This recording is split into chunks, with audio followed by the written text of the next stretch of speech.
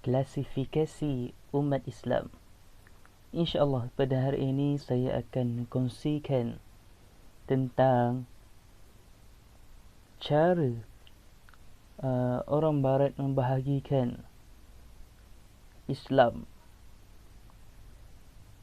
Pertama ni, secara umumnya orang Barat ini membahagikan umat Islam kepada 4 kategori. Pertamanya adalah fundamentalis. Keduanya adalah tradisionalis. Ketiga, modernis.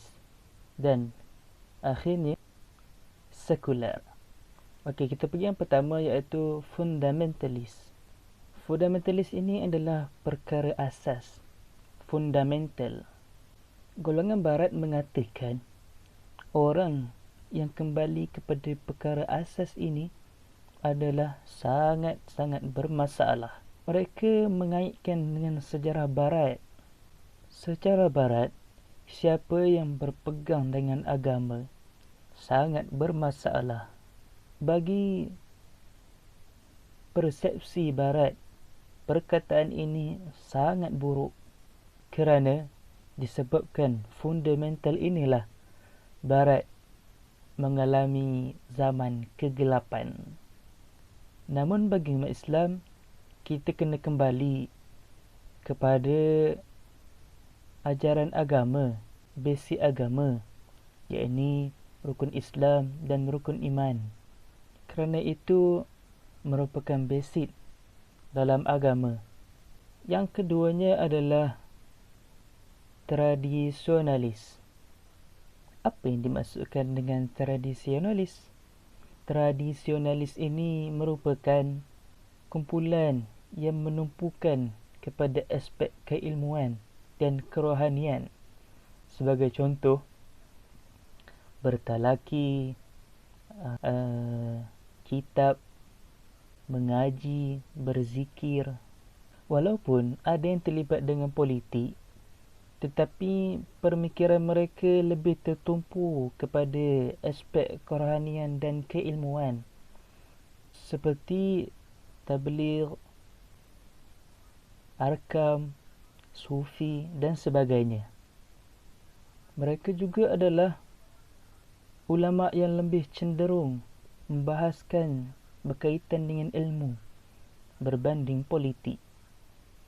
Lebih tertumpu untuk meningkatkan kerohanian dan keilmuan. Mereka juga bersikap pesimis terhadap kemajuan. Yakni mereka menganggap kemajuan ini adalah satu benda yang tiada apa-apa bagi mereka. Mereka juga tidak mengambil pendekatan politik yang serius walaupun mempercayai agama Islam syumul. Ketiga adalah modernis. Apa yang dimaksudkan dengan modernis ini adalah mereka mahu melihat Islam menjadi sebahagian dari kemajuan global. Mereka memberi tafsiran baru Islam bagi nilai-nilai Barat seperti demokrasi, hak asasi, perekonomian dan lain-lain lagi. Mereka memodernkan dan mereformasikan Islam dan menyesuaikannya ikut tuntutan zaman, membawa pendekatan baru kepada Islam di bawah inspirasi kemajuan. Mereka menyatakan undang-undang yang lapuk, undang-undang Islam yang lapuk dan tidak mengikut perkembangan zaman perlu ditinggalkan. Contoh modernis, saya nyatakan dua, iaitu modernis liberal dan modernis Islam. Modernis liberal adalah seperti Sister in Islam, dan modernis Islam ialah aliran yang menumpu kepada jihad ekonomi dan jihad nafsu sahaja. Dan akhirnya yang keempat adalah sekular.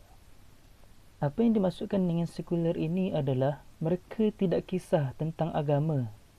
Mereka juga ikut acuran Barat seperti pemerintah, Ada golongan mereka ini menolak agama sebagai asas pemerintahan. Golongan yang selektif memilih agama sebagai asas pemerintahan. Dan inilah keempat-empat yang diklasifikasikan oleh Barat kepada Islam. Dan dengan empat cara ini, orang Barat melihat Islam. Dan juga yang ini dinamakan adalah sebagai New Orientalis. Wallahu a'lam. Assalamualaikum warahmatullahi wabarakatuh.